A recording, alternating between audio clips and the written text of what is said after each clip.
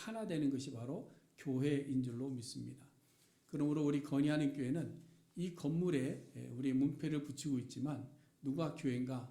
여러분 한 사람 한 사람들이 모여서 하나 되고 십자가 예수 그리스도의 모퉁이 돌 위에 세워진 그것이 바로 교회인 줄로 믿습니다. 여러분 한때는 교회 건축이 교회의 핵심적인 가치가 되었던 적도 있었습니다.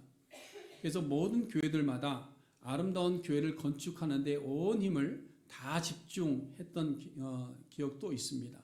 지금도 한국 교회에 가보면 이 교회 건축에 목숨을 거는 그런 교회들도 많이 있습니다.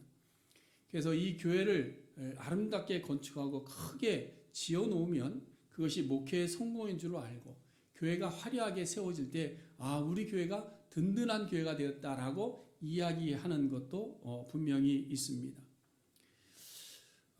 근데 여러분 성경에서는요 하나님의 교회에 온 힘을 쏟았던 인물이 사실은 많지 않습니다. 하나님의 성전을 위해서는 힘쓴 사람이 있습니다. 그렇죠? 누구죠? 다윗입니다. 다윗. 왜냐하면 이스라엘 민족 자체의 그 중심이 되는 것이 뭐냐면 예루살렘 성전이었기 때문에 그렇습니다.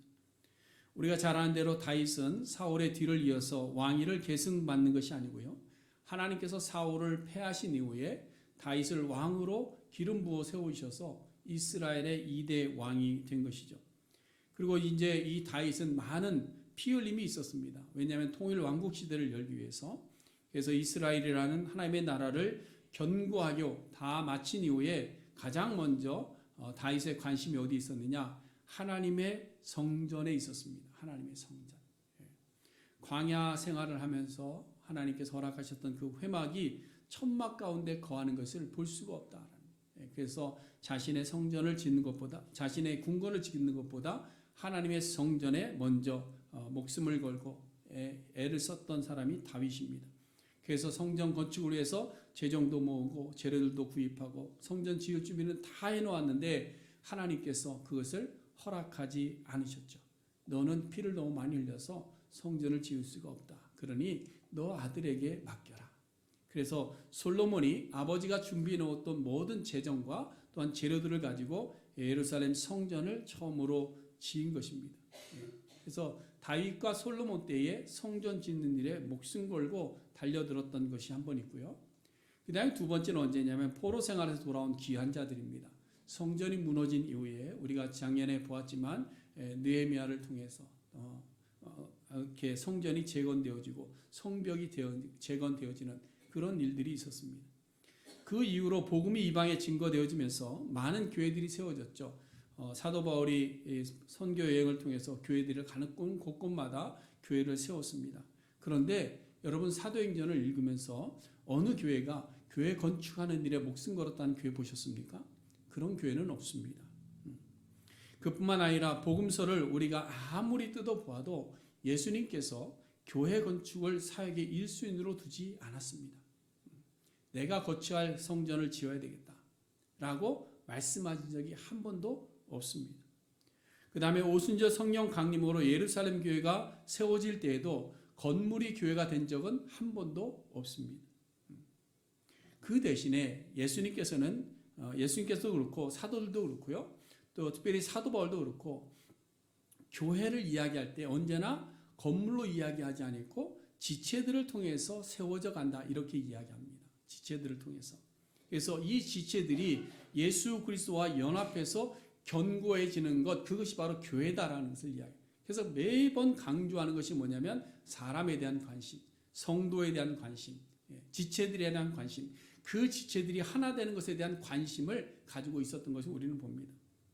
여러분 사도 바울이 지금 에베소 교회를 향해서 편지할 때에도 건축물에 대한 언급은 전혀 없습니다. 너희가 교회 건물을 이 정도는 세워야 된다. 몇 명은 정도는 들어갈 수 있는 교회를 만들어야 된다. 교회는 안락해야 되고 예배드리기 좋은 환경을 만들어라. 이런 것 없습니다. 오직 교회를 지체로 이야기하면서 너희들 안에는 다양한 은사들이 있는데 그 은사들이 성령 안에서 그리스도 안에서 하나 되라. 이것을 이야기하고 있는 거죠. 그러므로 우리 모든 성도님들도 이 점을 좀 분명히 인식할 수 있는 우리 모두가 될 수 있기를 바랍니다. 여러분, 우리는 한 사람 한 사람이 다 교회의 한 부분입니다. 그렇죠? 예. 그러니까 여러분 한 사람 한 사람 다 부분이 교회다. 그러니까 내가 만약에 무슨 문제가 생겼거나 내가 내 자리를 감당하지 못하면 뭐예요? 교회에 어려움이 있다라는 것과 마찬가지입니다. 이렇게 생각하시면 맞습니다. 자, 4장 1절에서부터 사도 바울은요, 에베소의 각 사람이 한 분 그리스도 안에서 하나 되어서 교회를 건설하고 세워갈 것을 이제 말씀하기 시작했습니다. 그러고 나서 7절에 보면 각 사람에게 그리스도의 선물의 분량대로 은혜를 주셨다. 모든 성도들에게 각각이 한 사람 한 사람에게 분량대로 은혜를 주셨다라고 이야기합니다. 그 분량대로 주신 은혜의 선물이 다르게 이야기하면 은사라고 이야기하는 은사. 그래서 오늘 본문 11절에 보면 은사에 대해서 하나님께서 각각 주신 것이 5가지로 언급합니다. 11절 말씀 보세요. 어떤 사람은 사도로, 어떤 사람은 선지자로, 어떤 사람은 복음 전하는 자로, 어떤 사람은 목사와 교사로 삼으셨다. 근데 목사와 교사는 사실 하나입니다. 그래서 목사가 교사의 역할을 감당하는 것이죠. 근데 여러분, 이 은사라는 것이요, 이 5가지만 있느냐? 그렇지 않습니다. 여러분, 고린도전서 12장에 가보시면 거기에 말씀의 은사도 있고 지식의 은사도 있고 또 무슨 은사가 있을까요? 병 고치는 은사도 있습니다. 또 예언하는 은사도 있고 능력 행하는 은사도 있고 영을 분별하는 은사도 있고 또 방언하는 은사도 있고 방언을 통역하는 은사도 있고 은사가 참 많습니다. 그럼 그것만 있냐? 그렇지 않습니다. 출애굽기에 보면요, 각 사람들이 가지고 있었던 독특한 재주들이 있습니다. 그렇잖아요? 독특한 재주들이 있어요. 그 재주를 뭐라고 이야기하냐? 은사라고 이야기합니다. 예능적인 재주를 가진 사람들이 있습니다. 그러면 그 예능적인 재질이 뭐예요? 은사다. 은사다. 그래서 어느 교회 가보면요, 주일학교 교실을 갔는데 거기서 이제 한번 무슨 행사가 있어서 갔는데 보니까 아이들 있는 방이라는데 너무 예쁘게 꾸며진 거예요. 그래서 우리 교육관과 좀 비교될 정도로. 그래서 너무 예쁘고 그래서 너무 놀래가지고 제가 그 목사님한테 물어봤어요. 아니 어떻게 이렇게 교회를 예쁘게 잘 꾸몄느냐고, 돈이 얼마나 들었냐고 그랬더니 그게 아니고 우리 교회에 미술의 은사가 있는 분이 있어서 그분이 다 하신 겁니다. 이렇게 얘기를 해요. 그분이 교회를 아름답게 꾸며놓은 거예요. 그러니까 아이들이 와서 정말 마음이 편안하게 있을 수 있는 그런 공간을 만들어 놓으시더라라는 거예요. 그런가 하면 로마에 가면요, 우리 자주 우리 정장로님이 이렇게 찬양 올릴 때 보면 주로 올리는 것이 이제 로마 한인교회인데요. 그 로마 한인교회는 그 찬양이 기가 막힙니다. 왜냐하면 거기 다 성악가 전문가들이에요. 유학 온 사람들. 한국에서 성악하는데 좀 내놓으라는 사람들 다 유학 가서 거기인데 그 사람들 다 그 교회 모인 거예요. 그러니까 그 사람들이 하니까 무슨 솔리스트 앙상블 같은 거죠. 그러니까 찬양이 기가 막힌 거예요. 이게 다 뭐냐? 은사다라는 거예요. 그 은사다. 우리도 지금 은사자 하나를 지금 배출하고 있잖아요. 그렇죠? 찬양의 은사를 가지고 있는. 또 어떤 분은 보면 사람들이 너무너무 좋아하는 사람이 있어요. 그냥 아무것도 안 하는데 그냥 그 사람은 그냥 이렇게 좋아하는 사람이 있어요. 그래서 뭐 사람들이 오면 그 사람 옆에만 가면 행복해지는 거예요. 그렇다고 뭐 특별히 뭐 해주느냐? 그렇지는 않아요. 그럼에도 불구하고 그런 사람이 있어요. 그것도 은사입니다. 은사. 힘들고 어려운 사람들을 보면 위로하는 말들을 정말 구별해서 잘 하시는 분들이 있어요. 어떤 분은 좀 이렇게 말을 잘못해갖고 도리어 상처 주는 분도 있잖아요. 그렇죠? 그런 분 꼭 있어요. 근데 사실 속마음은 아닌데 이 말의 표현을 잘못해서 그러는 거죠. 근데 그 상황에 맞는 표현을 잘 하시는 그런 분들이 있어요. 그게 다 뭐냐? 은사입니다. 은사. 그러니까 여러분, 우리의 믿음도 뭐예요? 은사입니다. 우리가 구제할 수 있는 것도 뭐죠? 은사예요. 아무나 구제 못합니다. 여러분, 이렇게 돈 있어서 구제할 것 같죠? 절대 안 그럽니다. 제가 이렇게 목회하면서 보니까요, 돈이 있어서 구제하는 사람 별로 없어요. 구제의 은사가 있어야 돼. 이 사람은 다른 사람이 필요한 것을 너무나도 잘 알아. 그래서 그 사람이 필요할 때 그 사람을 찾아갈 수 있는 그런 사람이 있습니다. 또 남들 대접 잘 하시는 분도 있어요. 저희 교회도 그런 분이 있죠. 하여튼 남들 대접 잘해. 음식 가지고 잘 만들어갖고 대접 잘합니다. 그게 다 은사입니다. 그래서 뭐 요즘 우리가 식사를 이렇게 가정별로 하지만 어느 교회를 가든지요, 부엌에 가보면 꼭 그런 분 한 분씩 꼭 계세요. 은사를 가지고 부엌 살림을 다 책임지고 휘젓는 분이 꼭 꼭 한 분씩 계세요. 예. 그분들은 정말로 기쁨으로 교회를 섬기면서 그 일을 감당해서 봅니다. 다시 말해서 교회 안에는 각종 은사자들로 가득하다. 좀 심하게 말하면 교회 안에 50명의 교인이 있으면 50개의 은사가 있다라고 보면 맞는 거예요. 그러니까 우리 교회는 몇 개의 은사가 있을까요? 한 20여 개 은사가 있는 거예요. 예. 그것만 해도 충분하지 않습니까? 그런데 우리가 건강한 교회를 이루지 못하는 것은 뭐냐? 은사는 있는데 그 은사대로 섬기지 못하기 때문에 자기의 받은 은사가 있는데 자기의 받은 은사대로 섬기는 것을 좀 별로 꺼려하는 것 때문에 그러는 거예요. 남의 은사가 좋아 보이니까 나도 그것 따라 하려고 하다 보니까 문제가 생기는 겁니다. 여러분 로마서 12장에 보면 여러 가지 은사에 대해서 말씀하고 있는데 거기 보시면 이렇게 되어 있습니다. 주신 은혜대로 받은 은사가 다르니, 그렇죠? 주신 은혜대로 받은 은사가 다르니 각각 믿음의 분수대로 하라. 그렇죠? 각각 믿음의 분수대로 하라. 섬기는 일을 잘하는 사람은 무슨 일을? 섬기는 일로. 가르치는 일을 잘하는 자는 가르치는 일로. 위로 잘하는 자는 위로하는 일로. 구제 잘하는 자는 성실함으로. 다스리는 자는 부지런함으로. 공유를 베푸는 자는 즐거움으로 하라. 이렇게 말씀하고 있어요. 그래서 오늘 본문에서 사도 바울이 12절에서 뭐라고 이야기해요? 이는 성도를 어떻게 하여? 온전하게 하여. 이렇게 돼요. 온전하게 하여. 여러분 온전하게 한다라는 말의 의미가 뭐냐면요. 맞지 않는 것들을 하나로 맞추는 것을 이야기합니다. 맞지 않는 것이 뒤틀어져 있는 것을 잘 맞추는 것을 온전하다라고 이야기하는 거예요. 제가 초등학교 다닐 때요. 한번 이렇게 뒤로 넘어진 적이 있어요. 근데 넘어질 때 이 왼쪽 팔을 이렇게 뒤에 깔렸어요. 그래서 이쪽 요 조인트가 어긋나 버렸어요. 예, 그래서 얼마나 아팠는지 모릅니다. 병원은 이제 이걸 부여안고 병원에 갔더니 의사 선생님이 이제 이걸 맞추는 거예요. 예, 그래서 이렇게 조인트가 두 개가 이렇게 붙어 있어야 되는데 이렇게 어긋나 버리니까 어긋난 것을 이렇게 맞춰서 기부스를 하고 다리게 했던 그런 기억이 있습니다. 근데 이렇게 탈골되었던 것을 맞추는 것이 바로 뭐냐? 온전하게 하는 거다. 다시 말해서 온전하게 한다는 것은 뭐냐? 깨어진 조화를 다시 조화롭게 만드는 것을 온전하게 한다는 말이에요. 여러분 다음 주일이 이제 성령 강림 주일인데요. 오순절 마가다락방에 성령이 임하시고 모인 무리들이 성령으로 충만해서 세워진 교회가 예루살렘 교회입니다. 사도행전 2장에 보면 예루살렘 교회가 시작되는 장면을 볼 수 있는데요. 모인 무리들이 막 예언을 하고 방언을 하기 시작합니다. 그리고 베드로가 설교를 합니다. 근데 베드로가 한번 설교하면 3,000명이 회개하고 막 돌아서는 역사들이 막 나타났습니다. 기사와 표적들이 나타날 뿐만 아니라 사람들이 자기들 것을 다 가지고 와서 서로 통용합니다. 필요를 따라 나눠주기도 합니다. 모이기를 힘썼습니다. 하나님을 찬양하고 백성들을 칭송을 받는, 그래서 구원받는 자의 수가 날마다 늘어가더라 라고 성경은 우리에게 기록합니다. 예루살렘 교회에 주로 이 사도들이 역할을 많이 했습니다. 사도들, 예수님의 제자들, 이 사도들이 주된 역할을 했는데요. 그래서 사도행전 9장까지 보면 사도 바울이 변화되는 과정이 사도행전 9장에 나오고요. 사도행전 13장에서 사도 바울의 활동이 본격적으로 등장하는데 그 전까지는 누가 나오느냐? 베드로가 주로 나옵니다. 베드로가. 근데 이 예루살렘 교회, 사도들이 주를 이뤘던 이 예루살렘 교회가 처음으로 삐뚤어져서 탈골 현상이 나타난 것이 어디냐? 6장에 처음 나타납니다. 6장.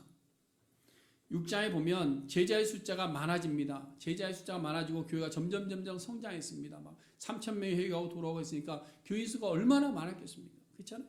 예. 근데 이 사람의 성도의 숫자가 많아지면서 문제가 생긴 거예요. 무슨 문제가 생겼느냐? 헬라파 유대인들이 헬라파의 과부들에 대해서 열심히 구제하는 일을 히브리파 사람들이 보고 불평하기 시작한 거예요. 예. 그래서 헬라파, 히브리파는 굉장히 어려운 말같이 들려서요. 잠깐 뭐 다르게 비유하면 이런 거죠. 헬라파는 타지에 나갔다가 돌아온 사람들, 히브리파는 고향을 지켰던 본토베이들 이런 겁니다. 그러니까 막 이렇게 여기를 고향에서 떠나지 않고 어려움이 있어도 고향에서 쫙 지키고 있던 사람들을 히브리파, 어려움이 있어서 외지로 나갔다가 뭐 다 실패하고 뭐 다시 돌아온 사람을 헬라파 이렇게 이해하시면 됩니다. 그러니까 이 헬라파 사람들은 어려움을 알아요. 그러니까 자기들처럼 헬라파 사람들이 나가서 고생해서 돌아왔던 과부들을 아는 겁니다. 누구처럼? 나오미처럼. 그렇죠? 그러니까 이 헬라파 사람들이 뭐 이렇게 이심전심이니까 그 사람들에 대해서 구제하는 일을 열심히 했어요. 그러다 보니까 누가 불평했느냐? 히브리파 사람들이 불평했는 거예요. 예. 왜 우리는 안 챙기고 외지에서 온 사람만 자꾸 저렇게 챙기지? 예. 꼭 마치 이렇게 교회가 이렇게 세워질 때 초창기 설립 멤버들이 있는데 다른 데 들어온 사람 목회자가 챙기니까 우리 목사님 변했어. 예전에는 날 챙기더니 이제는 저 사람만 챙긴다. 뭐 이러는 얘기들 하는 것처럼 그런 문제가 생겨난 거예요. 이것이 탈골 현상입니다. 교회에 생기는 탈골 현상. 그래서 12사도들이 모여서 어떻게 이걸 해결했느냐? 구제하는 일을 잘할 수 있는 은사자들을 세우자. 이렇게 된 겁니다. 그래서 7사람을 택하죠. 그리고 7사람에게 구제하는 일들과 행정하는 일들을 다 맡깁니다.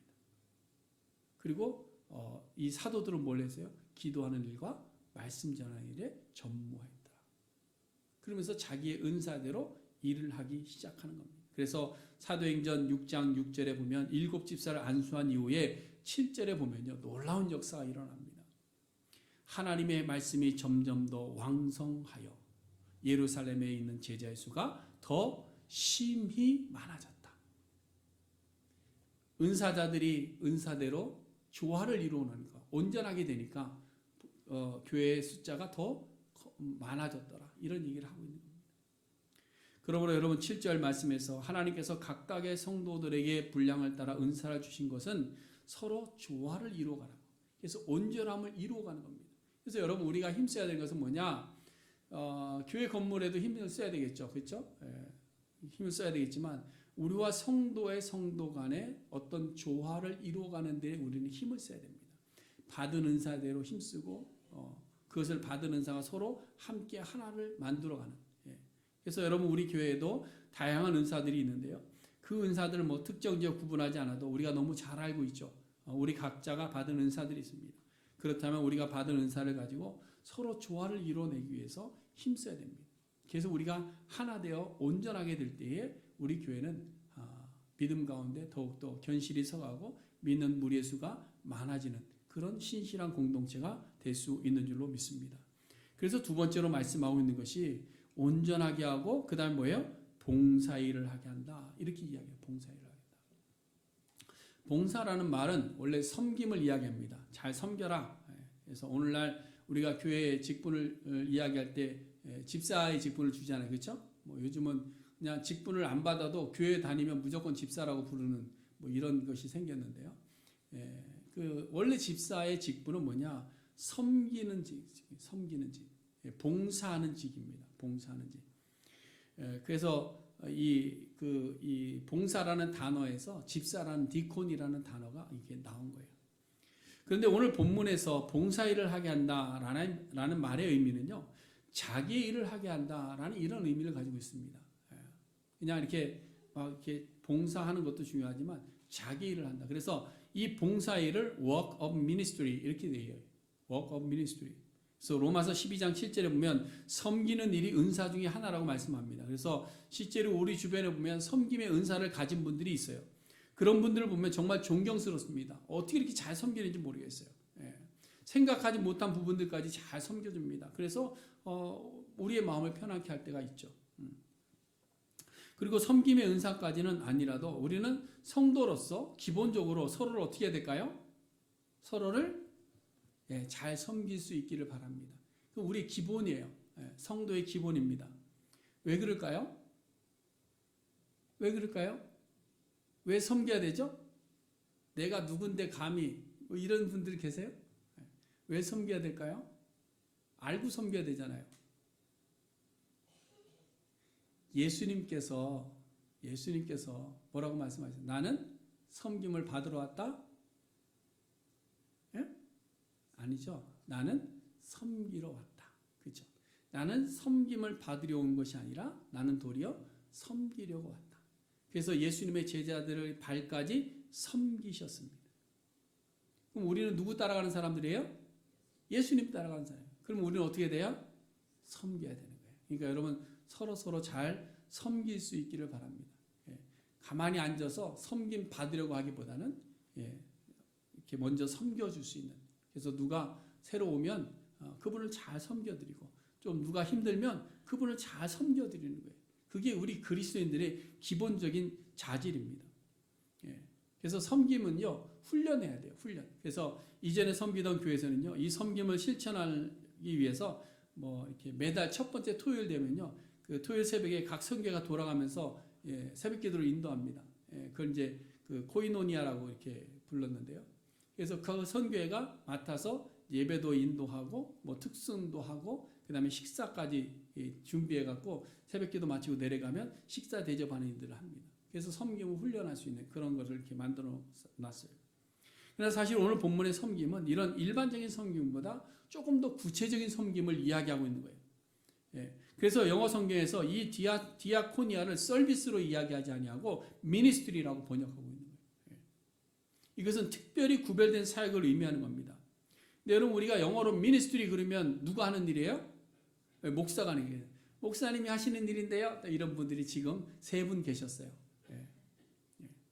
그래서 미니스트리 그러면 목사가 하는 일이고 미니스트리 그러면 선교사가 하는 일이다. 이렇게 생각을 합니다. 그러나 여러분 우리가 은사와 봉사를 연결해서 생각해 보면요. 우리 각각 모든 성도들은 분량대로 은사를 선물로 이미 받았고 이 은사를 받은 사람들은 뭘 해야 될까요? 미니스트리를 해야 되는 거예요. 그러니까 여러분들은 다 뭐예요? 미니스터들입니다. 미니스트리. 믿으십니까? 10분만 하셨어요. 아멘을. 여러분들은 다 미니스트리를 감당해야 되는 거예요. 목사는 목사로서 미니스트리를 하는 겁니다. 말씀을 준비하고 말씀을 강론하고 기도하고 가르치는 일. 장로는 장로로서 교회를 돌아보는 일들을 감당하고 성도들을 돌아보는 일을 합니다. 찬양하는 자는 찬양하는 미니스트리를 감당하고 각각 받은 은사대로 교회 안에서 자기가 받은 은사대로 일하는 것. 그것이 바로 봉사하는 일입니다. 근데 간혹 어떤 분들이 나는 받은 은사가 없습니다. 이런 분들이 가끔 있어요. 이거는 나는 그냥 앉아서 먹겠습니다. 이 얘기예요. 똑같은 거예요. 나는 은사가 없어요. 아니에요. 하나님께서 우리에게 다 은사를 주셨습니다. 믿으십니까? 다 은사 주셨어요. 다 은사 주셨어요. 저는 바느질 잘 못하는데요. 바느질 잘 하시잖아요. 그렇죠? 그거 은사예요. 은사. 그것도 은사예요. 저는 음식 잘 못 만들어요. 근데 여러분들 음식 너무 잘 만들잖아요. 맛있게. 그것도 은사입니다. 저는 누구에게 이렇게 막 이렇게 뭐 마음을 해피하게 해주는 그런 말들 잘 못해요. 이렇게 낯간지러서. 근데 여러분들 잘 하시잖아요. 얼마나 잘해줍니까? 다 뭐예요? 은사예요. 은사. 그것이 달란트이기도 하고 은사이기도 합니다. 근데 여러분 달란트가 뭐냐면 재능인데요. 그 재능이 하나님 나라를 위해서 하나님의 공동체를 위해서 사용되지만 그것을 뭐라고 부르느냐? 그걸 은사라고 이야기하는 겁니다. 그러므로 달란트가 주님을 위해서 사용될 때 그것은 은사가 되는 거예요. 그것이 바로 교회를 세우는 도구가 될 수 있는 줄로 믿습니다. 자, 그럼 성도를 온전케 하고 봉사하게 해서 세우고 싶은 것이 뭐냐? 그것이 바로 그리스도의 몸입니다. 여러분 12절 말씀 우리 다시 한번 읽겠습니다. 12절 다 같이 봅니다. 시작. 이는 성도를 온전하게 하여 봉사일을 하게 하며 그리스도의 몸을 세우려 하심이라. 아멘. 여러분 이것이 교회의 본질입니다. 교회는 성도들이 온전하게 되어서 봉사함으로 그리스도의 몸을 세우는 것이 교회인 줄로 믿으시기를 바랍니다. 우리가 힘써야 되는 것이 바로 여기에 있습니다. 우리가 온전해지고 말씀을 배우고 또 우리가 부족한 부분들을 채우고 해서 온전해지고 그 다음에 봉사일을 하고 그래서 뭘 세우느냐? 나의 이름을 드러내는 것이 아니라 나를 높이는 것이 아니라 누구를 세운다? 그리스도의 몸을 세운다. 이것이 바로 교회입니다. 교회는 성도들을 조화를 이룰 수 있는 온전한 자가 되게 해야 돼요. 교회는 각자 받은 은사를 따라서 봉사일을 하게 됩니다. 교회는 그리고 결국에 그리스도의 몸을 세워가야 돼요. 여러분 세운다라는 말은 건축한다라는 의미입니다. 건축한다. 그러나 이 건축은 눈에 보이는 건축 양식을 따라서 교회를 세우는 것이 아닙니다. 여기서 말하는 건축은요. 우리가 에베소서 2장 20절로 돌아가 보면 거기 이렇게 되어 있습니다. 우리 한번 찾아볼까요? 에베소서 2장 20절 앞으로 한 장만 넘기면 됩니다.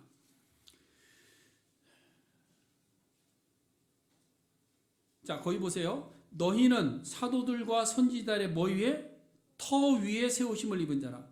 그리스도 예수께서 친히 모퉁이 돌이 되셨느니라. 건축을 할 때요. 터가 있어야 되고 모퉁이 돌이 필요하잖아요. 그렇죠? 근데 그 터가 뭐라는 거예요? 사도들과 선지자들이고, 그 다음에 모퉁이 돌은 누가 된다고요? 예수 그리스도가 된다는 거예요. 예수 그리스도가. 뭐 다윗이 준비해 놓은 성전터 위에 무슨 좋은 재료를 가지고 건축을 올린 그런 건축물을 이야기하는 것이 아니라 사도들과 선지자들이 흘린 피, 사도들과 선지자들의 신앙의 고백, 베드로 사도가 고백한 주는 그리스도시요 살아계신 하나님의 아들입니다라는 이 고백 위에 교회를 세우는 거예요. 그 신앙의 고백 위에 우리 각 사람의 믿음과 헌신과 봉사의 일을 통해서 예수 그리스도의 모퉁이 돌 되어서 거기에 우리는 교회를 세워가는 겁니다. 다시 말해서 우리는 교회를 세우는 것이 건물을 세우는 것이 아니라 예수 그리스도의 몸을 만들어가는 겁니다. 그 예수 그리스도의 몸을 구성하고 있는 건축자재가 뭐냐? 우리가 받은 분량대로 받은 선물입니다. 그것을 가지고 우리는 미니스트리를 해야 돼요. 우리가 미니스트리를 할 때에 건축자재가 되어서 서로 연결이 되어지고 온전함을 이루고 하나의 건물로 세워져 갈 수 있는 줄로 믿습니다. 자, 그렇다면 우리가 오늘 이 시간 묵상해야 될 일은 무엇일까? 여러분, 교회를 세우는 일을 위해서 어떻게 교회를 유지하고 어떻게 교회를 보수하고 사람의 숫자는 어떻게 늘려가고 어떻게 하면 재정을 좀 더 충분히 확보할 수 있고 안락한 예배 환경을 만들 수 있을까? 뭐 이런 것일까요? 우리가 이런 것을 고민할까요? 이런 것을 고민해야 되는 사람들도 있죠. 그렇죠? 우리가 받은 은사대로 고민해야 되는 분들도 있습니다. 그러나 지금 오늘 우리가 묵상하고 돌아봐야 되는 것은 뭐냐? 나는 과연 그리스도의 몸을 세우는 온전한 신앙으로 자라가고 있는가? 나는 그리스도의 몸을 세울 수 있는 온전한 신앙으로 삐뚤어져 있는 나의 잘못된 생각과 삐뚤어져 있는 나의 잘못된 가치관과 삐뚤어져 있는 잘못된 신관과 삐뚤어져 있는 나의 생활 습관과 삐뚤어져 있는 나의 욕심들이 다시 말씀 안에서 그리스도 안에서 다시 온전해지고 있는가라는 거예요. 그리고 나는 그리스도의 몸을 세우기 위해서 분량 따라 받은 내 은사를 과연 봉사의 일을 하는데 사용하고 있는가 하는 겁니다. 하나님의 교회를 세우기 위해서 나의 재능을 사용하고 있는가 하는 거예요. 그리고 나는 그리스도의 몸에 붙어있는 지체로 살아가고 있는가. 여러분, 이것은 우리가 심각하게 고민해야 돼요. 이것을 고민하고 이것을 세워나가고 이것을 만들어갈 때에 우리 교회가 온전한 교회로 서갈 수 있는 줄로 믿습니다. 여러분, 우리가 각각 받은 은사를 가지고 조화를 이루어낼 수 있는 그런 성도님들 다 될 수 있기를 간절히 바랍니다. 각각 그리스도의 선물의 분량대로 받는 은사들이 있는데 그 은사를 가지고 봉사일을 힘쓰므로 우리가 그리스도의 몸을 세워나가는 우리 모든 지체들이 될 수 있기를 간절히 바랍니다. 그래서 우리 교회가 모퉁이 돌 되시는 예수 그리스도 위에 세워지는 신실한 공동체로 견고하게 세워져 갈 수 있기를 주님의 이름으로 간절히 소원해 드립니다. 기도하겠습니다.